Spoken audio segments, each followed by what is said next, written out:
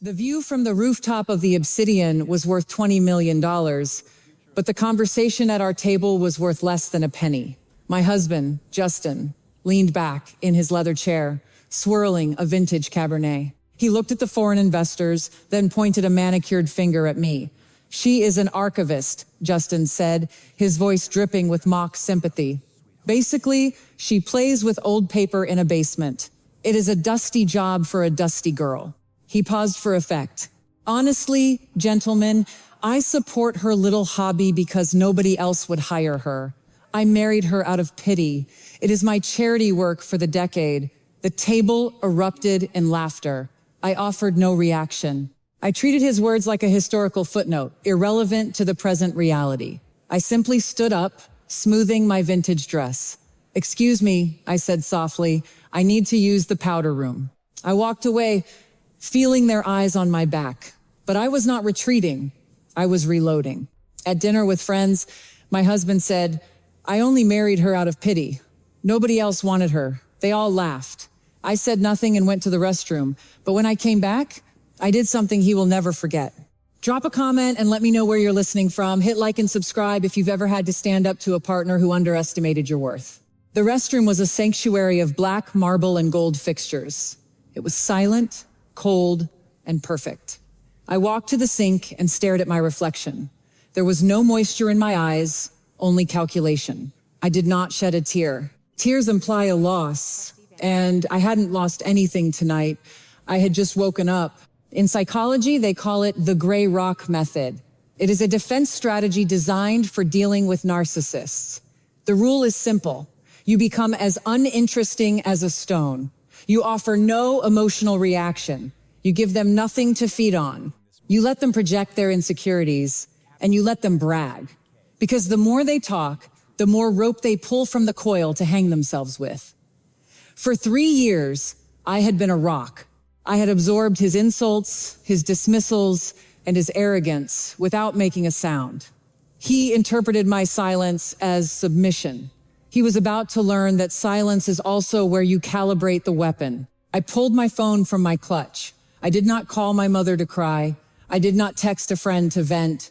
I opened a secure application that looked like a standard calculator to the untrained eye. I held the phone up to my face. A red beam scanned my retina. The screen flashed green. "Welcome, Trustee Vantage." I navigated to the portfolio management screen. There it was, listed at the top of the assets. The lease agreement for the Obsidian Hotel and the surrounding 3 blocks of prime West Hollywood real estate. Prescott Development Group. Status. Active. Expiration. Midnight tonight. Justin thought he owned this city. He loved to put his name in gold letters on high-rises. He loved the ribbon cuttings and the magazine covers. But he forgot the first rule of real estate. The building is a liability. It requires maintenance, insurance, and constant capital. The land is the asset. The land is the only thing that matters. And the dirt always wins. I looked at the digital contract. At the bottom of the screen, a button pulsed softly. Auto renew. It was set to execute in 4 hours. I hovered my thumb over the screen. I did not hesitate. I swiped left. A new button appeared, bright red and final. Terminate. I pressed it. A confirmation notification popped up instantly. Lease terminated.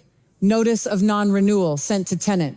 Eviction protocol initiated. I put the phone back in my bag. A quick adjustment of my lipstick restored the mask. I looked like the boring archivist wife again, the dusty girl he had mocked moments ago. But inside, I was the executioner. When I walked back to the table, the mood was boisterous. Justin was beaming, high on his own performance. He was signing the bill with a flourish, using the heavy platinum credit card he loved to flash. I sat down, folding my hands in my lap.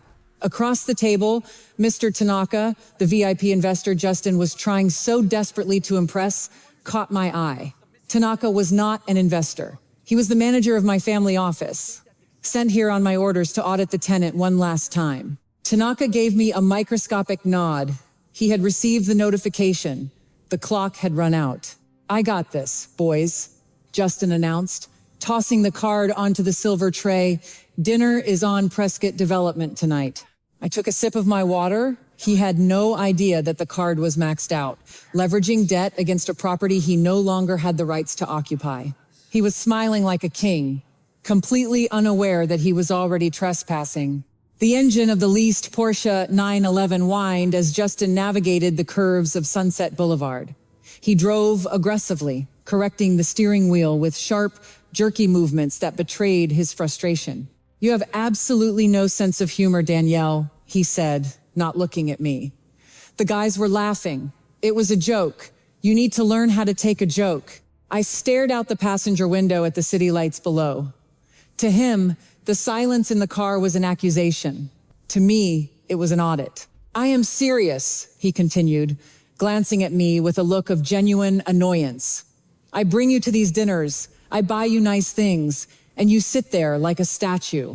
Do you have any idea how hard I work to keep this lifestyle going? I am carrying us, Danielle. The least you can do is smile. Carrying us." The words hung in the air, heavy with irony. I closed my eyes and visualized the spreadsheet I kept on my encrypted server. I called it the invisible ledger. Line item 1, the Porsche we were riding in. The lease payments were $3,200 a month. They were paid from a joint account that I funded monthly under the guise of family inheritance distributions. Line item 2, the seed capital for Prescott Development. 5 years ago, when every bank in Los Angeles laughed at his business plan, an anonymous angel investor stepped in with $500,000. He told everyone it was a savvy tech billionaire from Silicon Valley who saw his potential. It was me. I routed the funds through 3 shell companies to ensure he never felt emasculated by my wealth. Line item 3, the gambling incident in Las Vegas last year. Justin called it a temporary cash flow issue. I knew it was a $200,000 debt to a syndicate that did not accept payment plans. I wired the money within an hour. I told him I sold some old jewelry from my grandmother. In reality, I liquidated a small fraction of a municipal bond portfolio. I had spent 3 years silently patching the holes in his ship, bailing out the water while he stood on the deck and claimed he tamed the ocean. I wasn't just a wife. I was a venture capitalist protecting a volatile asset. And the return on investment had just hit 0. "Are you even listening to me?" Justin snapped, braking hard at a red light. I said, "I am carrying this family." I turned to face him. Studying his profile, I saw the man I had saved over and over again. I saw the man who had called me a charity case in front of my own employee. "I am listening, Justin," I said calmly. He shook his head, muttering about my ungratefulness. He hit the gas as the light turned green, the tires screeching against the asphalt. He thought he was the engine of this marriage. He had no idea he was just the hood ornament. And tonight, the lease on my patience had just expired. The next morning, the California sun flooded our hillside mansion, illuminating the dust motes dancing in the air. To anyone looking in from the outside, it was a picture of domestic perfection. But inside, the air was thick with the smell of desperation. I was in the kitchen brewing coffee when the front door flew open. It was Brenda, Justin's mother. She did not knock. She never knocked. She treated my home like an extension of her own vanity, a place she owned by proxy because her son's name was on the mailbox. She marched into the kitchen, her appearance frantic. Her usually perfect hair was slightly askew, and her eyes were wide with a manic energy. "Danielle," she barked, slapping a thick folder onto the marble island. "Thank God you are up. We have a situation." I took a sip of my coffee, leaning back against the counter. "Good morning to you too, Brenda." She waved her hand dismissively. "Forget the pleasantries. Justin is in the shower? Good. We need to handle this before he comes down. The bank is stalling on the construction loan for the second tower. They are asking for a spousal guarantee." She opened the folder and pushed a pen toward me. "Sign here, here, and here. It just puts your personal assets up as collateral. It is a formality. Justin says you have some little trust fund from your grandmother. This will satisfy their risk department." I looked at the document. It was a spousal guarantee and waiver of rights. It would make me personally liable for a $60 million loan, while simultaneously waiving my claim to any equity in the project. I am not signing this, Brenda, I said quietly. Brenda's face turned a shade of crimson that clashed with her silk blouse. Excuse me? Do you have any idea what my son is building? He is building an empire. He is carrying you, Danielle. The least you can do is sign a piece of paper. What else do you contribute? You insist on working that dusty little job at the museum that pays pennies. You act like a martyr, but you are a millstone around his neck. A millstone. The insults were becoming more creative. I will think about it, I said, putting the cup down. Leave it. Brenda huffed, checking her diamond watch. Fine, but have it signed by noon. I am not letting your selfishness ruin this deal. She stormed out to the patio to make a phone call, likely to scream at a loan officer. I moved into the living room where Justin had left his leather briefcase open on the coffee table. He was still in the shower upstairs. I could hear the water running. Approaching the bag, I wasn't looking for evidence of infidelity. I already knew about Tiffany. I was looking for intent. I pulled out a roll of architectural blueprints labeled Obsidian Tower 2, Penthouse Suite. I unrolled them on the table. It was magnificent. 4 bedrooms, a wraparound terrace, a private elevator. But it was the notes in the margins that caught my eye. They were written in purple ink in a loopy, childish handwriting that I recognized immediately. Tiffany. Next to the master bedroom, she had written, "Expand the closet here. We will need the space once the mouse's old clothes are gone." Next to the study, my sanctuary, she had crossed out the word library and written yoga studio. Get rid of the dusty books. And at the bottom of the page, circled 3 times. Target move-in date, November 1st. Post-divorce party, November 1st. That was 3 weeks after the loan was scheduled to fund. The realization hit me with the cold precision of a surgeon's scalpel. This wasn't just an affair. This was a displacement strategy. They wanted me to sign the guarantee to secure the funding for the home they planned to live in without me. They were using my credit to build my own coffin. I rolled up the blueprints and placed them back in the bag exactly as I found them. My hands were steady. Upstairs, the shower stopped. Justin began to whistle. He sounded happy. He thought he had won. He thought he had the loan, the girl, and the house. He didn't know that the mouse had just read the trap instructions, and the mouse was about to snap the bar. I met Brandon at a small, nondescript coffee shop in Culver City, far away from the prying eyes of the West Hollywood social scene. Brandon was the chief financial officer of Prescott Development. He was also the only person in the company who knew that I wasn't just Justin's wife. I was the one who had hired him 5 years ago, placing him inside the company to ensure my investment didn't evaporate into thin air. Brandon looked like a man walking to the gallows. He was sweating through his dress shirt, his leg bouncing nervously under the table. "Did you do it?" he asked, his voice a hushed whisper. I reached into my bag and slid a single sheet of paper across the table. It was a copy of the lease termination notice. "It is done," I said. The notice was served electronically at midnight. As of this morning, Justin is operating a business on land he no longer has a right to occupy. Brandon read the document. He took a shaky breath. "Danielle, you know what this means. If the land lease is pulled, the company valuation hits 0 instantly. The bank will call every loan. We have payroll on Friday. We won't make it."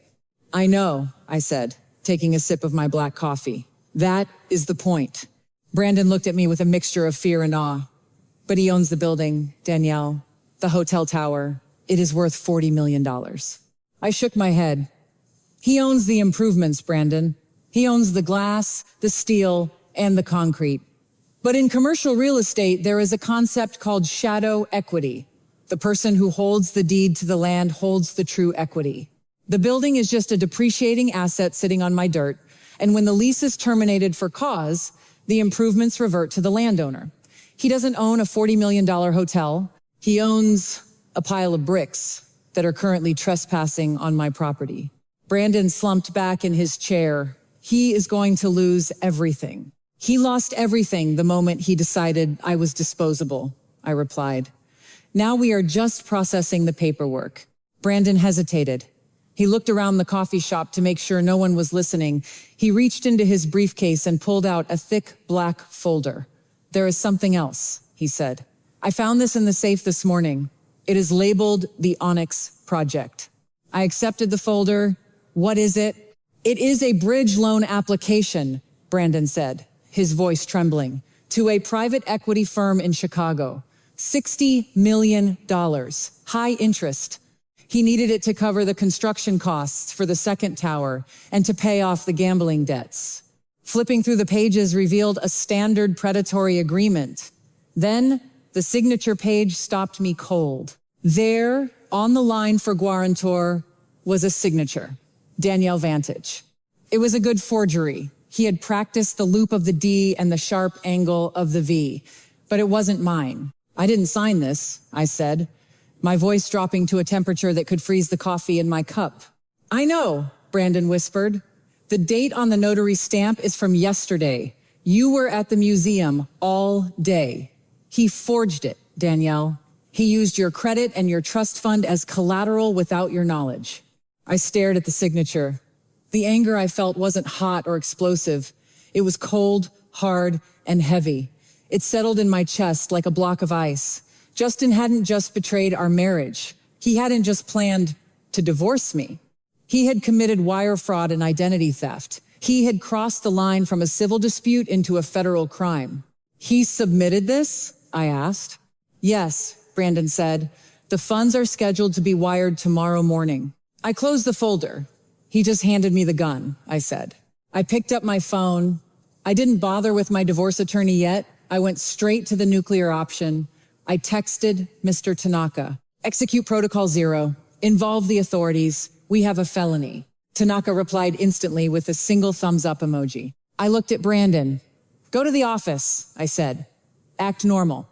Prepare the press release for the groundbreaking ceremony. Make sure the police know exactly what time Justin takes the stage." "What are you going to do?" Brandon asked. I stood up, tucking the black folder under my arm. "I am going to get dressed for the party. After all, it is not every day your husband digs his own grave on live television." The groundbreaking ceremony for the Obsidian Tower 2 was designed to be the crowning achievement of Justin's career. A large stage had been erected on the construction site, draped in royal blue banners emblazoned with the Prescott Development logo. There were news crews, city council members, and a crowd of investors sipping champagne in the afternoon sun. Positioned at the back of the crowd, wearing a black Alexander McQueen suit that cost more than Justin's car, I observed him taking the stage. He looked undeniably handsome, flashing that charming smile that had once fooled me and was currently fooling half of Los Angeles. "Thank you all for coming," Justin boomed into the microphone, his voice echoing off the surrounding buildings. "Today is not just about pouring concrete, it is about vision. It is about the relentless pursuit of excellence. They told me I couldn't build here. They told me the zoning was impossible. But I don't listen to no, I listen to ambition." The crowd applauded. Brenda was in the front row, clapping so hard her bracelets rattled. Tiffany stood in the wings, holding a clipboard, looking like the cat who had just eaten the canary. "And now," Justin continued, gesturing toward the side of the stage, "I would like to invite our lead investor representative, Mr. Tanaka, to join me for the ceremonial check presentation." Tanaka walked onto the stage. He did not smile. He did not shake Justin's extended hand. He walked straight to the microphone stand. "Thank you, Mr. Prescott," Tanaka said, his voice calm and amplified. "However, there seems to be a misunderstanding. I do not represent the investors." Justin's smile faltered. "Excuse me? I represent the landlord," Tanaka said. "The Vantage Land Trust." A murmur rippled through the crowd. Justin laughed nervously. "Right, the Land Trust. Great partners. We are happy to have you here, Tanaka." "We are not partners," Tanaka said. He pointed a finger toward the back of the crowd. "Toward me. She is the landlord." The crowd parted as I stepped forward. I walked toward the stage. The sound of my heels on the pavement was the only sound in the area. I saw the recognition hit Justin's face like a physical blow. He looked from me to Tanaka and then back to me. "Danielle?" he whispered into the hot mic. What are you doing? Sit down. I ascended the stairs. Taking the microphone from Tanaka, I pivoted to face the crowd. My husband loves to tell stories, I said, my voice steady. He told you he is a self-made man. He told you he built this empire, but he forgot to tell you the most important part of the story. He doesn't own the land he is standing on. I turned to Justin. The lease on this property expired at midnight, Justin. And as the sole trustee of the Vantage Land Trust, I declined the renewal. You can't, Justin stammered, sweating profusely now. We have a contract. We have the bridge loan. The loan based on a forged signature? I asked. I pulled a small remote from my pocket. I pointed it at the massive LED screen behind us. You called me a dusty archivist, I said. You said I was a charity case. I pressed the button. The screen didn't show architectural renderings. It played the audio recording from the restaurant. She plays with old paper in a basement. I married her out of pity. It is my charity work for the decade. Justin's voice boomed over the speakers, cruel and arrogant. The crowd gasped. Brenda covered her mouth. Tiffany tried to back away into the shadows, but there was nowhere to go. I am not a charity case, Justin, I said over the recording. I am your creditor, and I am foreclosing. I signaled to the side of the stage. 2 uniformed police officers stepped forward, followed by a man in a federal windbreaker. Mr. Prescott, the agent said, we have a warrant for your arrest regarding wire fraud and the forgery of financial documents. Justin looked at the handcuffs, he looked at the crowd, then he looked at me. His arrogance shattered, leaving only a terrified child. Danielle, please, he begged, reaching for my arm. I can fix this. We can fix this. I did it for us. I took a step back, letting the officer step between us. I looked at him with absolute indifference. There is no us, Justin, I said coldly. Get off my property. The dismantling of the Prescott Empire was faster than its construction. It took 48 hours for my legal team to strip Justin's name from the corporate registry. It took less than an hour for the signage crew to remove the letters Prescott from the side of the building, leaving only the clean, unblemished steel of the Vantage Tower. Justin was released on bail, paid for by a loan shark he will never be able to repay. He is currently living in a motel in Reseda, trying to fight a fraud indictment with a public defender. Brenda was escorted off the property by security. The last I heard, she was screaming at a bank manager who informed her that the foreclosure on her own home, which Justin had leveraged without her knowing, was final. And Tiffany? She is currently facing 3 civil lawsuits for embezzlement. It turns out, spending company money on designer handbags leaves a paper trail that even a first-year auditor can follow. 2 weeks have passed since the ceremony. I am currently sitting on the aft deck of my yacht, anchored off the coast of Catalina Island. The ocean is a deep, impossible blue. On the teak table in front of me sits a single document, the final decree of dissolution of marriage. I picked up my pen. Hesitation was for people with doubts. I had none. I signed my name, Danielle Vantage. For a long time, I asked myself why I stayed for 3 years. Why did I endure the insults, the dismissals, and the loneliness? In economics, there is a concept called the sunk cost fallacy. It is the irrational behavior of continuing with a bad investment simply because you have already spent time, money, and effort on it. You tell yourself that if you leave now, you lose everything you put in. So you stay, throwing good money after bad, hoping the market will turn. But the market does not care about your hope, and a bad asset does not become a good one just because you hold on to it longer. I realized that the 3 years I spent with Justin were not a waste. They were the tuition I paid to learn my own value. They were the cost of acquiring the wisdom to know the difference between a partner and a parasite. I did not lose 3 years. I liquidated a liability to free up capital for my future. My phone buzzed on the table. It was an unknown number. I knew who it was. It was Justin. He had been calling from payphones, from borrowed cells, begging for a settlement, begging for a second chance, begging for the woman he thought was a charity case to save him one last time. I looked at the phone vibrating against the wood. I did not feel anger. I did not feel sadness. I felt absolutely nothing. The ledger was balanced. The account was closed. I retrieved the phone and moved to the railing. The wind whipped my hair back. One last glance at the device confirmed the caller ID, flashing in futile desperation. I tossed it. It arced through the air, catching the sunlight for a brief second before hitting the water with a small, insignificant splash. It sank instantly, spiraling down into the cold, dark deep, taking his voice and his memory with it. I turned back to the horizon. The view from the top is spectacular, and for the first time in my life, I am the only one standing here to enjoy it. Sometimes the most expensive thing you can hold on to is a mistake. If you loved seeing the silent partner finally speak up, share this video. And tell me in the comments, what's the one sunk cost you're ready to let go of today?